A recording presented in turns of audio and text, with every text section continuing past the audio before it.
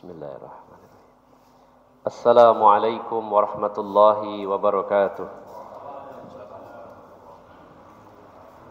Alhamdulillahi hamdan katsiran tayyiban mubarakan fi kama yuhibbu rabbuna tabaraka wa ta'ala wa yarda. Wa ashhadu an la ilaha illallah wahdahu la syarika lah. Wa ashhadu anna Muhammadan abduhu wa rasuluhu la nabiyya ba'dah. Allahumma salli wa sallim wa barik ala nabiyyina Muhammadin wa ala alihi wa sahbihi ajma'in. Wa qala Allah ta'ala fi kitabihil karim, ya ayyuhalladzina amanu taqullaha haqqa tuqatih wa la tamutunna illa wa antum muslimun, amma ba'd. Para alim ulama, para ustaz, para sesepuh yang senantiasa saya hormati dan saya muliakan, bapak-bapak dan ibu-ibu, saudara-saudari jamaah Masjid Al-Ikhlas yang dirahmati Allah Subhanahu wa ta'ala. Alhamdulillah, kita sangat bersyukur sekali kepada Allah Subhanahu wa ta'ala karena pada pagi hari ini kita telah diperkenankan oleh Allah untuk hadir bersama-sama melaksanakan, menunaikan ibadah yang mulia, bahkan ibadah yang termulia yang pernah Allah syariatkan, yaitu sholat 5 waktu. Terlebih sholat ini adalah sholat yang sangat spesial, yang digelari, yang disebut oleh Allah sebagai Qur'anul Fajr. Inna Qur'anal Fajri kana mashhuda, sesungguhnya bacaan di waktu fajar itu disaksikan oleh para malaikat-malaikat Allah Subhanahu wa ta'ala. Maka sholat subuh adalah sholat yang disebutkan secara khusus di samping sholat-sholat yang lainnya. Dan sholat subuh merupakan salah satu di antara 2 sholat yang disebut bardain, sholatul bardain, sholat atau 2 sholat di waktu dingin, di mana Rasulullah menyatakan, man shalla al-bardaini dakhalal jannah. Barang siapa yang sholat di 2 waktu dingin, yaitu sholat asar dan sholat subuh, maka dia akan masuk surga. Maka sangat kita syukuri nikmat ini, kita bisa hadir melaksanakan sholat subuh secara berjamaah di Masjid Al-Ikhlas yang kita cintai ini.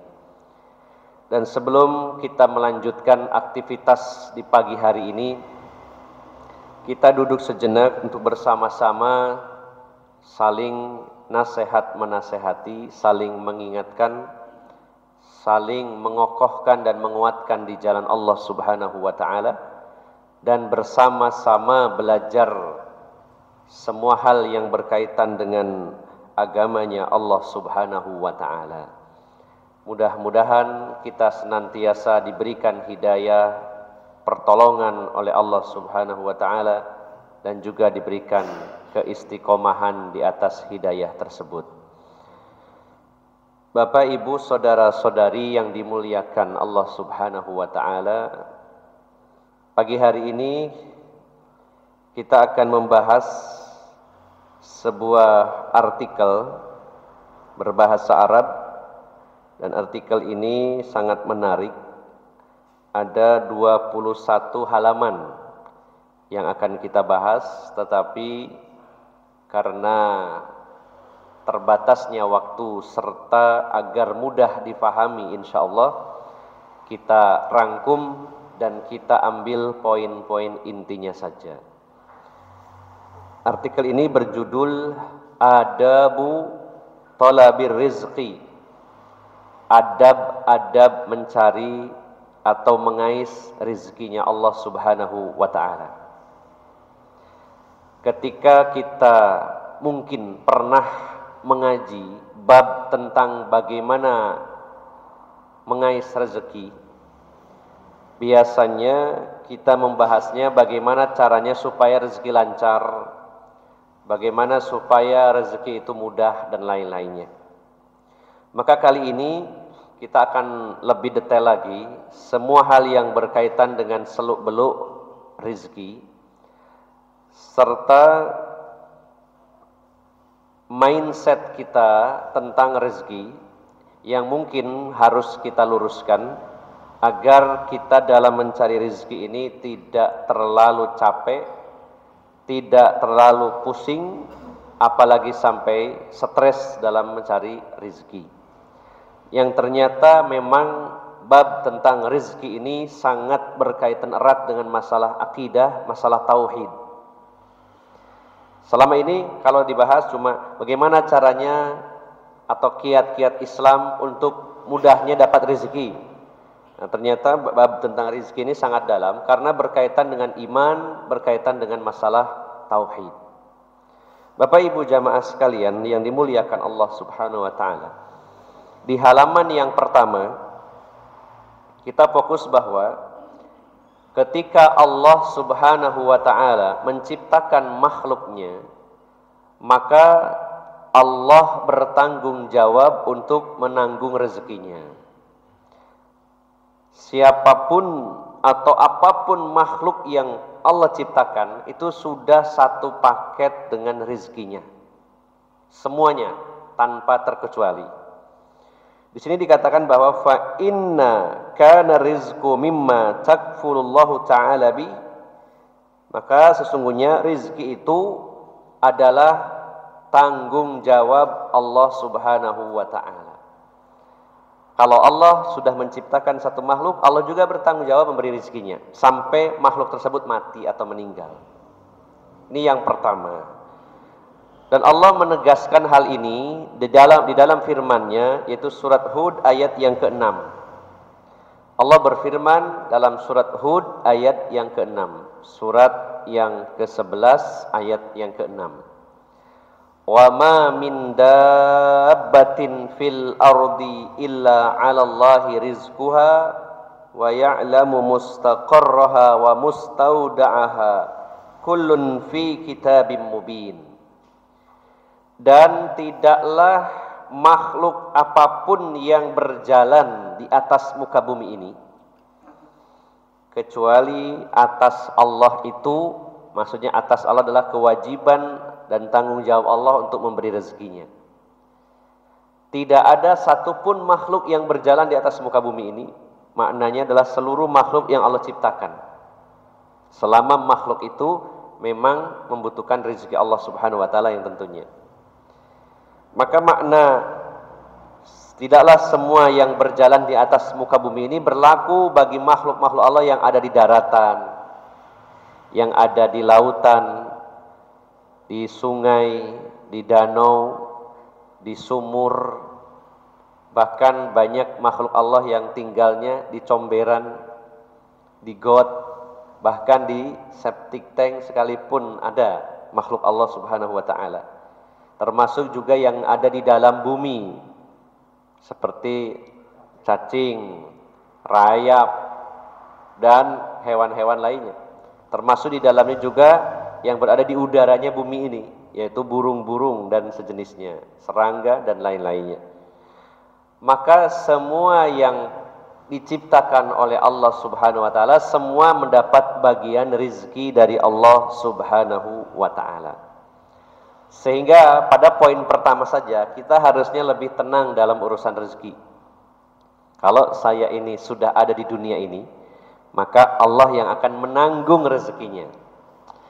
Dan rezeki yang Allah berikan kepada kita itu akan disempurnakan. Artinya apa yang sudah Allah target, Allah jatah, itu semuanya akan tersampaikan.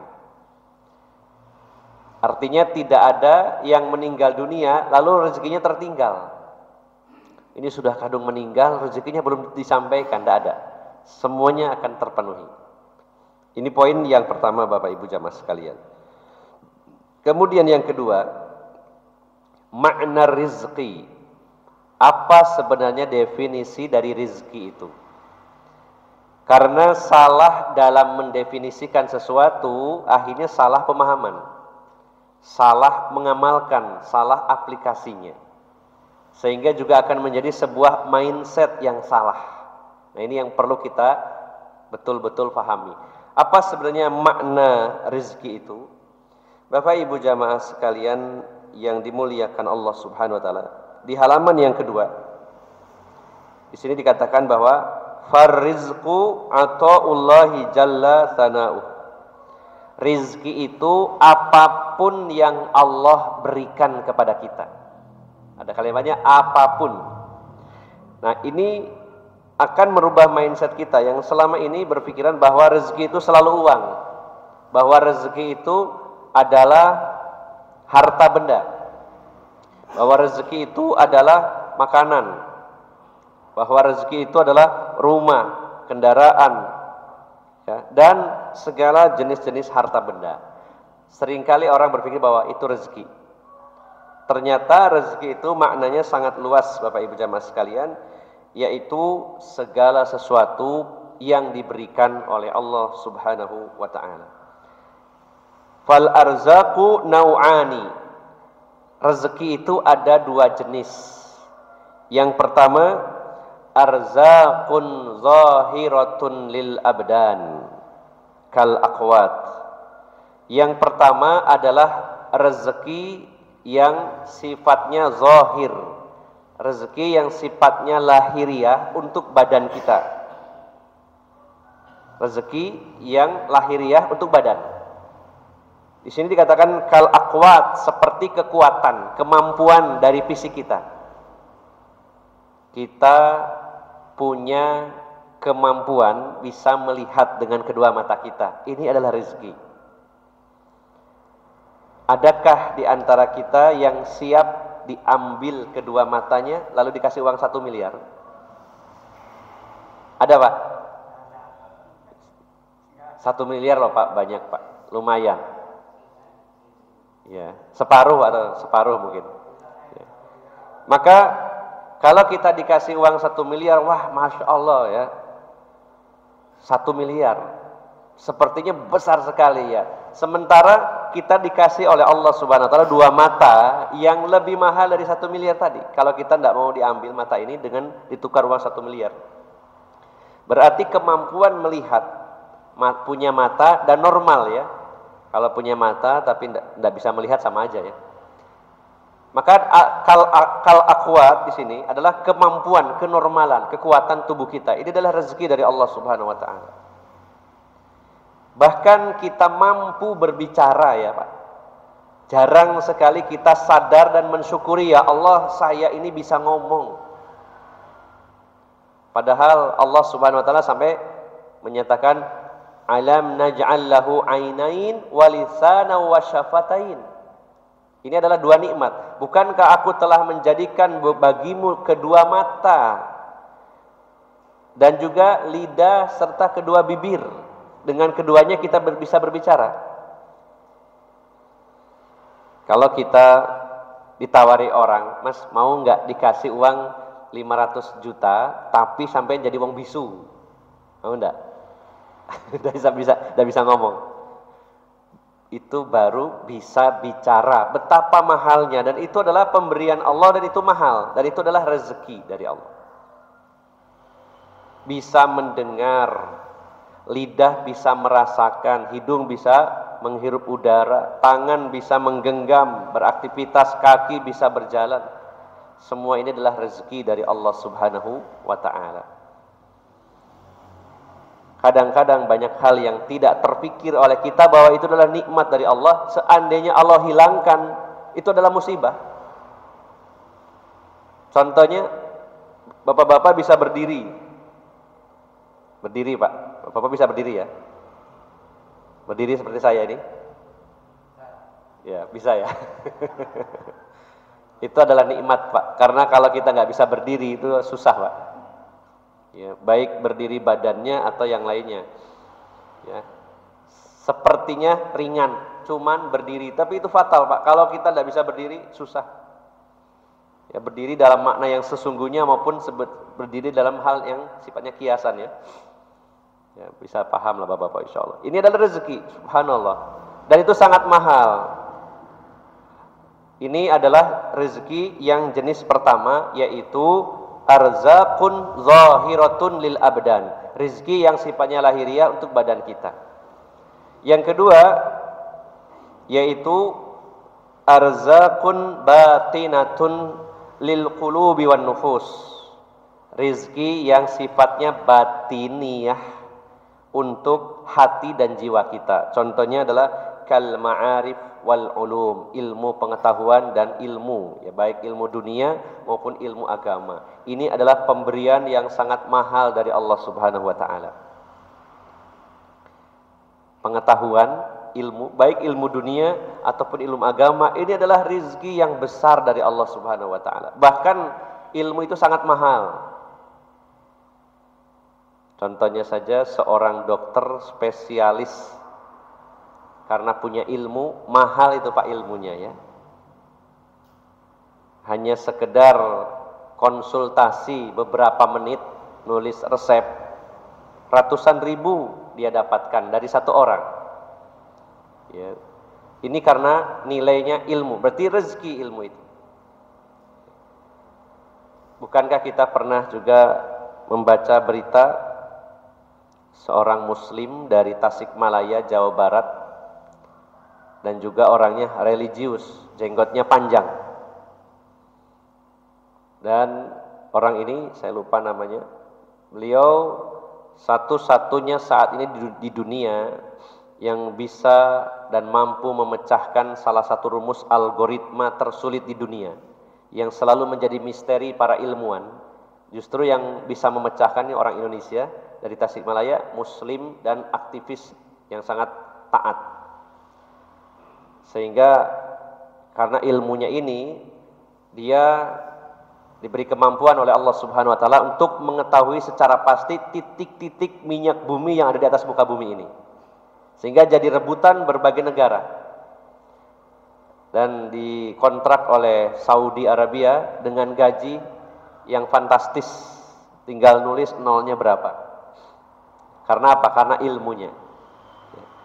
Sehingga kalau ada orang mengatakan bahwa semakin panjang jenggotnya itu semakin bodoh, ini buktinya, ya.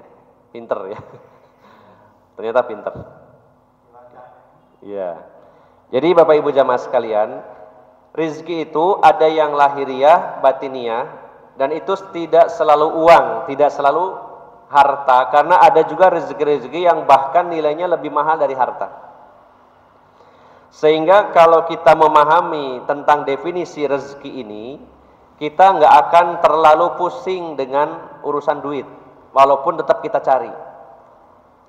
Karena ada saatnya kita mungkin down, terpuruk dalam mencari uang. Maka kita pikir bahwa walaupun uangnya pas-pasan, tapi bahkan kurang, tapi kan Allah kasih rezeki yang lainnya. Saya pernah bertemu dengan seorang teman akrab. Dulunya beliau seorang manajer marketing dari sebuah perusahaan terkenal dengan gaji puluhan juta.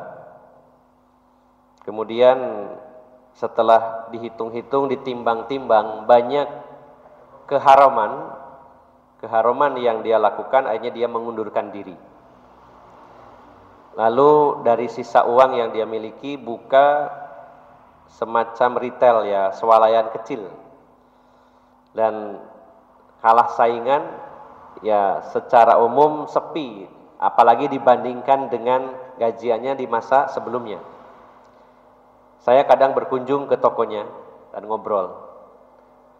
Dia bilang waktu itu, seandainya rezeki itu kalau hanya uang, saya sudah stres, Ustadz.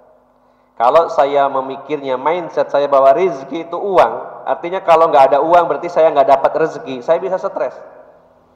Tapi saya sadar bahwa rezeki itu bukan hanya uang. Saya diberi kesehatan, ini rezeki. Dulu sering sakit-sakitan, sekarang sehat. Yang dulu jarang bertemu istri, sekarang tiap hari bareng-bareng berdua nungguin toko, tiap hari ketemu istri. Ini adalah rezeki yang kadang-kadang orang melihatnya sesuatu yang remeh, bisa ketemu istrinya. Karena banyak orang yang banyak duitnya nggak bisa ketemu istrinya. Suaminya di Jakarta, istrinya di Sumatera. Suaminya sibuk dengan teman-temannya, ngurusin ini, ngurusin sana, hobinya ini itu, istrinya juga sibuk dengan komunitasnya juga, tidak pernah ketemu, susah untuk bisa makan bareng, ya, ketemu jarang. Maka rezeki itu begitu luas. Apapun pemberian Allah Subhanahu wa taala itu adalah rezeki. Termasuk rezeki itu adalah pasangan hidup, termasuk istri. Kita syukuri, alhamdulillah saya punya istri. Ada yang belum punya istri, Pak? Barangkali ada duda ini. Mudah-mudahan segera dapat rezeki ya berupa istri. Ya, rezekinya beda-beda. Sebagaimana rezeki berupa uang ya. Ada yang besar, ada yang sedang-sedang, ada yang sedikit. Begitu pula istri. Ada yang istrinya satu, ada yang dua, ada yang tiga, ada yang empat. Yang satu pun beda-beda ya. Ada yang cantik dan solihah, ya. Ada juga yang solihah tapi standar wajahnya. Ada juga yang cantik, jelita tapi tidak solihah. Ada juga yang tidak solihah, kemudian wajahnya di bawah UMR, ukuran muka rata-rata. Macam-macam, namanya rezeki beda-beda. Alhamdulillah, disyukuri. Ini adalah pemberian dari Allah Subhanahu wa taala. Sehingga poin kedua adalah bahwa mindset kita, rizki itu apapun pemberian Allah. Tidak harus melulu uang atau harta. Apapun yang Allah berikan, baik itu yang lahiriah maupun yang batiniah, itu adalah rezeki yang harus kita syukuri. Kemudian yang ketiga, Bapak Ibu jamaah sekalian, dalam hal mendapatkannya, dari sisi mendapatkannya, rezeki terbagi menjadi dua. Ar-rizqu naw'ani, rizqun bisababin wa rizqun bighairi sababin. Rizki yang pertama adalah rizki yang didapatkan dengan sebab-sebab.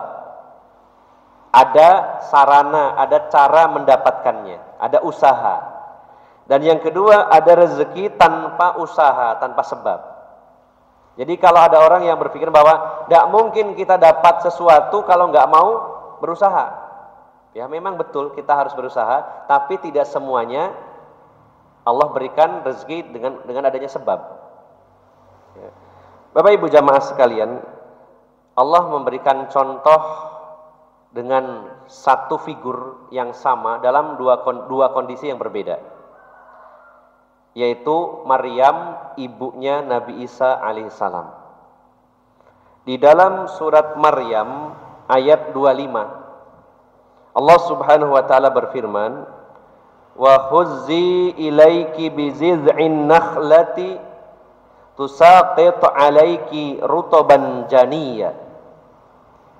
Waktu Maryam ini melahirkan Nabi Isa, itu kan melahirkan sendirian, Pak ya. Nggak ada keterangannya bahwa ditolong oleh dokter spesialis kandungan atau bidan, apalagi dukun beranak ya.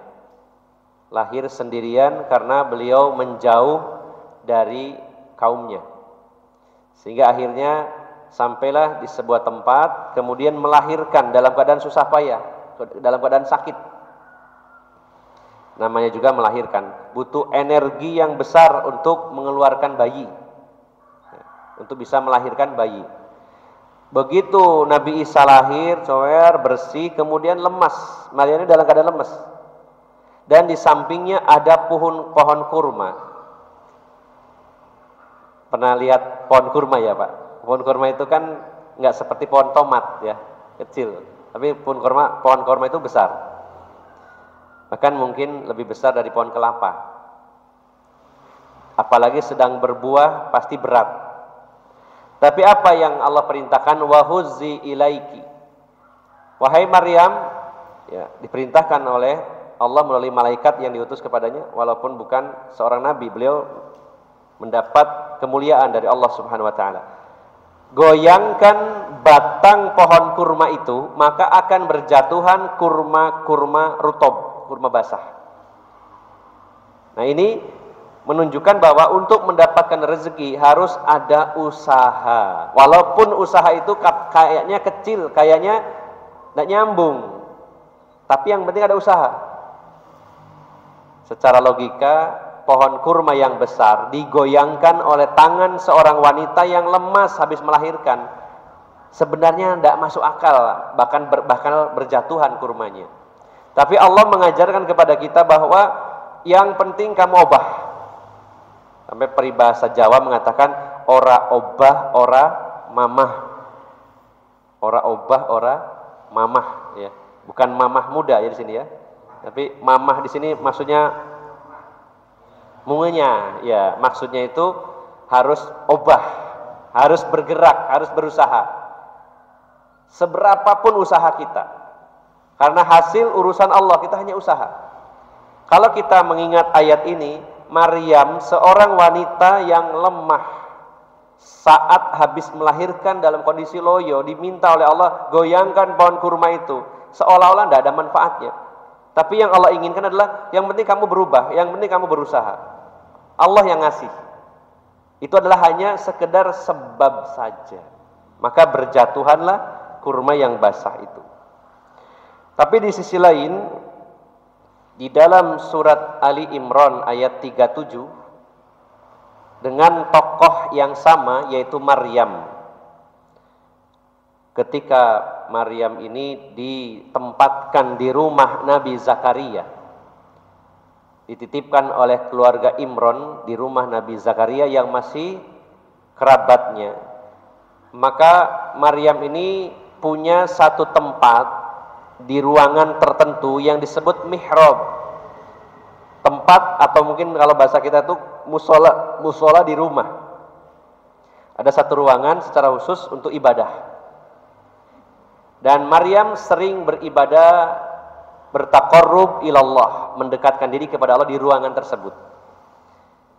Nah, Allah menyatakan kullama dakhala 'alaiha Zakaria al-mihraba wajada 'indaha rizqan qala ya Maryamu anna laki hadza qalat huwa min 'indillahi innallaha yarzuqu may yasha'u bighairi hisab. Setiap Nabi Zakaria masuk ke mihrab, ke ruang ibadahnya Maryam, maka Nabi Zakaria mendapati ada buah-buahan di sisi Maryam. Dan anehnya, buah-buahan yang tersedia adalah pada saat musim panas, buah yang tersedia adalah buah yang hanya ada di musim dingin. Nggak usum buah ya, tapi ada buah itu. Kalau zaman sekarang mungkin mudah ya menyediakan buah-buahan yang bukan pada musimnya, mungkin mudah karena sekarang ada teknologi penyimpanan yang cukup handal, cukup canggih. Panjenengan bisa makan duren pada saat tidak musim duren, bisa sekarang ya. Tapi zaman dulu tidak ada peralatan itu, sehingga buah di musim panas yang ada adalah buah musim panas. Kalau sedang musim dingin, buahnya musim dingin. Tapi Maryam ini tiba-tiba setiap Nabi Zakaria masuk ke ruangannya selalu ada buah. Dan buah ini ketika musim panas yang tersedia buah di musim dingin, dan waktu musim dingin yang tersedia adalah buah di musim panas. Maka Nabi Zakaria bertanya kepada Maryam, "Ya Maryam, anna laki hadza? Dari mana engkau dapatkan buah ini? Saya tidak pernah menyediakannya untuk kamu." Dan waktu itu tidak ada GoFood ya, yang ngirimi makanan nggak ada. Grab ya, Shopee Food dan lain-lainnya tidak ada. Kalau sekarang orang nggak keluar rumah, nggak ngapa-ngapain, tapi tiba-tiba ada makanan di kamarnya karena ada yang ngirim, Mbak. Tinggal buka HP, aplikasinya dibuka, pesan makanan sudah bisa. Kalau zaman dulu nggak ada. Nah, aneh, Nabi Zakaria aneh bertanya, dari mana buah-buahan ini Maryam? Setiap hari saya masuk selalu ada buah-buahan. Maka Maryam menjawab, huwa min indillah. Buah-buahan itu dari sisi Allah Subhanahu wa taala. Sesungguhnya Allah memberikan rezeki kepada siapapun yang dikehendakinya tanpa perhitungan. Sehingga dari dua kejadian yang dialami orang yang sama, itu Maryam. Di kejadian yang pertama, Maryam disuruh untuk berusaha supaya kurma itu berjatuhan, yang secara logika sebenarnya usaha itu tidak memungkinkan untuk menjatuhkan kurma. Yang penting usaha. Sementara yang kedua, Allah kasih begitu saja. Maka rezeki itu ada dua macam, ada yang harus dicari dengan sebab, ada yang tidak perlu dicari pun datang sendiri. Contohnya, bapak-bapak sedang nyantai di rumah, kemulan sarung, gitu ya.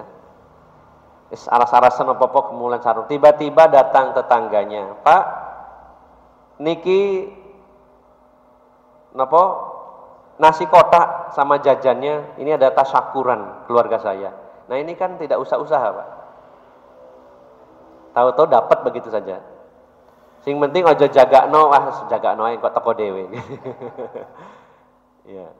Ada rezeki yang memang tanpa sebab, tanpa berusaha, tanpa dicari, alokasi begitu saja. Contoh lainnya adalah warisan. Ya. Yang pontang-panting orang tuanya mencari rezeki, nah kemudian meninggal dunia diwariskan kepada anaknya. Maka anak ini tanpa usaha dapat. Ya. Tiba-tiba dapat gitu aja. Ini ada warisan 500 juta, dapat. Bisa berupa warisan, bisa berupa hibah, bisa berupa hadiah, bahkan sodakoh dari orang lain. Tanpa usaha, dikasih begitu saja. Ada kalanya kita dapat rezeki yang seperti itu. Nah, namun Bapak Ibu jamaah sekalian yang dimuliakan Allah Subhanahu wa taala, maka tentunya setelah kita yakin bahwa ada rezeki yang memang bisa diusahakan atau ada yang langsung dikasih, tapi tetap kita berusaha untuk melakukan sebab-sebab datangnya rezeki. Tidak boleh kita hanya mengandalkan toh nanti ada rezeki yang tidak usah dicari datang sendiri. Ya ini kan belum tahu. Walaupun yang diusahakan juga belum tahu, tapi kita sudah menggugurkan kewajiban untuk berusaha. Kemudian Bapak Ibu jamaah sekalian yang dimuliakan Allah Subhanahu wa taala, cara mendapatkan rezeki juga ada beberapa alternatif, yaitu diantaranya ar-rizqu yakunu bil kasbi. Rezeki itu didapatkan dengan sebab usaha, dan juga ada wa talabur rizqi yakunu bid du'a. Mencari rezeki dengan bekerja dan mencari rezeki dengan sebab doa. Dua-duanya Pak harus sinkron. Jadi ya doa, ya juga bekerja, mencari sebab. Dan doanya dengan kerjanya harus sinkron. Harus seirama, sinergi antara doa dengan bekerja. Ya, jangan sampai tidak nyambung ya. Doanya ya Allah anugerahkanlah kepada saya seorang anak bojo gak duwe gitu ya. Kan gak nyambung Pak ya. Atau mungkin maksudnya dapat istri satu paket sama anaknya, mungkin gak tahu lagi mungkin ya. Ini contohnya, artinya harus sinkron antara doa dengan perbuatan. Doanya ya Allah masukkanlah saya ke surga, tapi amalannya amalan neraka, ini nggak nyambung. Harus sinkron antara doa dengan usaha. Ini dalam rangka mencari rezeki. Doanya ya Allah berilah kami rezeki, dan juga usaha untuk mencari rezeki itu. Adapun hasil itu bukan wewenang kita, wewenang Allah Subhanahu wa taala. Namun pada intinya Bapak Ibu jamaah sekalian, salah satu di antara nama Allah dari Asmaul Husna, salah satunya adalah Ar-Razzaq, zat yang maha memberi rezeki. Satu nama saja kalau kita perdalam, kita pahami, kita yakini, ini akan bisa mewarnai kehidupan kita. Makanya ada sebuah hadis di mana Rasulullah bersabda, "Inna lillahi," ya, sesungguhnya bagi Allah itu tis'un wa tis'ina asma. Sesungguhnya Allah memiliki 99 nama. Lalu Rasulullah menyatakan siapa yang menghafalnya maka dia akan masuk surga. Sehingga hanya orang tertarik untuk menghafalkan Asmaul Husna, dihafal notok, dibaca terus sampai dilagukan. Nah, ada lagunya nas'aluka ya man, apa itu saya lupa. Disebutkan War-Rahmanur Rahimul Malikul Qudusus Salamul Mu'minul Muhaiminul Azizul Jabbar, dan seterusnya. Dihafalkan saja dengan harapan ngapal natok masuk surga begitu. Maka sebenarnya tidak cukup dihafal saja, tapi dipahami, diyakini, dan itu akan mewarnai kehidupan kita. Bahkan satu nama saja itu pengaruhnya besar dalam kehidupan kita. Sebagai contoh, nama Allah Ar-Razzaq, zat yang maha memberi rezeki. Maka satu-satunya di alam ini yang memberi rezeki kita hanyalah Allah satu, tanpa bantuan siapapun, tanpa ada unsur lain, hanya Allah sendirian. Ini penting sekali Bapak Ibu jamaah sekalian. Kalau kita yakin bahwa yang ngasih rezeki itu hanya Allah, tidak ada yang lain, maka walaupun kita harus mencari sebab, sebabnya juga yang diridhoi oleh Allah. Maka kalau orang itu punya keyakinan seperti ini, tidak akan dia nyari rezeki kepada selainnya. Tidak akan tergiur dengan iming-iming, ini ada Gus bisa menggandakan uang. Semuanya digandakan, punya istri saya ingin digandakan juga. Ya. Nah, akan melakukan cara-cara yang tidak diridhoi oleh Allah Subhanahu wa taala. Karena yakin bahwa Ar-Razzaq, zat yang maha memberi rezeki hanya Allah, tidak ada yang lain. Kemudian kuncinya lagi Bapak Ibu jamaah sekalian bahwa rezeki itu tanggung jawab Allah, Allah yang ngasih. Adapun sebab itu hanya sekedar sarana. Ada sebab ataupun tidak Allah kasih, bisa. Maka sebenarnya kalaupun kita bekerja, kita berdagang, kita berbisnis, apapun yang kita lakukan, ya sebenarnya secara asal itu hanya sebab saja, karena aslinya memang Allah kasih. Allah kasih. Jangan sampai kita punya mindset bahwa kalau saya tidak kerja nggak dapat apa-apa, belum tentu. Ya bukan berarti kita harus malas-malasan, bukan ya. Tetapi mindset kita bahwa rezeki itu dikasih Allah. Saya melakukan apapun untuk mencarinya itu sekedar sarana saja. Tetap baliknya adalah ini karunia Allah, ini pemberian Allah. Saya hanya berusaha untuk obah, untuk mencari rezeki itu. Maka ini sangat penting Bapak Ibu jamaah sekalian, karena banyak orang yang salah kaprah dalam masalah ini. Ada satu pembahasan yang perlu diluruskan di halaman yang ke-7, bainat takassubi wa tawakkul, antara ikhtiar dan tawakal. Di sini dikatakan man dhanna annal asbaba tanfa'ilu bi nafsiha ay inna hiya allati tashfi wa hiya allati tarzuq wa nahwa dzalik fa ya'tamidu 'alaiha fa hadha ya'tabiru syirkan. Kalau ada orang, ini pembahasan tentang masalah bekerja dan tawakal, membahas tentang obah tadi dengan tawakal. Kalau ada orang yang meyakini bahwa dia mendapatkan rezeki itu karena usahanya, hanya karena usahanya, maka dia telah berbuat syirik. Seolah-olah rezeki itu dari dia usaha, dari yang dia usahakan. Jadi kalau ada orang yang mengesampingkan rasa ketergantungannya kepada Allah alias tawakal, hanya mengandalkan usahanya saja, dia telah berbuat syirik. Seolah-olah tidak ada keterlibatan Allah dalam hal ini. Tapi sebaliknya ada orang yang dengan alasan tawakal lalu tidak melakukan al-kasbu, yaitu mencari. Ini adalah bentuk kesalahan. Ada dua model. Yang pertama, orang bekerja dan tidak menganggap ada keterlibatan Allah di sana. Murni ini usaha saya, ini telah berbuat syirik. Tapi sebaliknya ada orang yang mengandalkan tawakal lalu dia tidak bekerja. Lah kalau sudah rezekinya tidak akan kemana. Walaupun saya tidur di rumah, nek wes rezekinya kok teko. Dan itu selalu jadi mindset dia, tidak mau berusaha dengan alasan saya tawakal kepada Allah. Maka ini adalah pemahaman yang salah. Maka harus sinkron antara dua-duanya, antara berusaha dengan tawakal. Usaha dilakukan oleh badan kita, lahir kita, mata berusaha, telinga, lisan, tangan, kaki, pikiran, semuanya berjalan. Maka hatinya yang tawakal kepada Allah Subhanahu wa ta'ala. Tidak boleh diambil salah satunya. Maka kalau ada orang mengatakan saya tawakal kepada Allah, nanti datang sendiri. Tawakal itu bukan tempatnya di tangan, tapi di hati. Tangan tetap bergerak.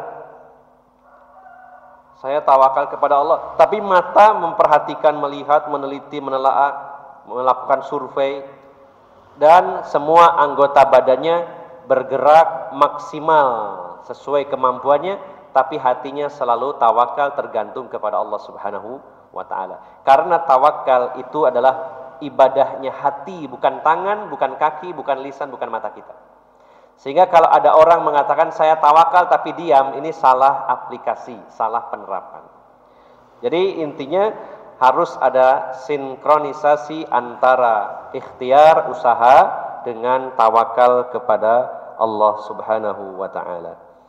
Bapak Ibu jamaah sekalian yang dimuliakan Allah Subhanahu wa ta'ala, inilah beberapa poin dari bab tentang rezeki, dan insya Allah akan bersambung pada pertemuan berikutnya tentang adab-adab mencari rezeki. Ada 11 poin nantinya insya Allah. Dan pada pertemuan ini yang sesi pertama ada beberapa kesimpulan yang bisa kita ambil. Yang pertama, bahwa rezeki adalah urusan Allah Subhanahu wa ta'ala. Ranah kita adalah berusaha, berdoa, dan ranah hasil adalah ranahnya Allah Subhanahu wa ta'ala. Jangan pernah kita mengambil alih wewenang kita. Kita seolah yang menentukan hasilnya, itu adalah wewenangnya Allah Subhanahu wa ta'ala. Dan rezeki ada yang didapatkan dengan sebab usaha, dan ada rezeki yang didapatkan tanpa sebab sekalipun, itu adalah hak Allah Subhanahu wa ta'ala untuk memberikannya. Kemudian rezeki itu maknanya luas, seluruh pemberian Allah apapun bentuknya, yang lahiriah maupun yang batiniah. Sehingga jangan sampai kita menyempitkan makna rezeki hanya dengan ukuran uang atau harta kita. Banyak sekali pemberian-pemberian Allah yang itu semuanya adalah rezeki dari Allah Subhanahu wa ta'ala. Dan yang terakhir, harus ada sinkronisasi antara usaha dengan tawakal. Usaha secara lahiriah dan tawakal secara batiniah.